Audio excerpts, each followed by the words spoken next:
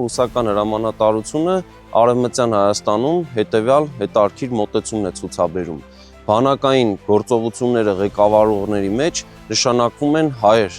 10 գեներալներ եւ 500-ից ավելի այլ սպաներ, ազգությամբ հայեր, ռուսական բանակի գործողություններն են ղեկավարել։ Մասնավորապես Կովկասյան կորպուսի հրամանատարը հենց Միխայիլ Լորիս Մելիքովն էր, հայ։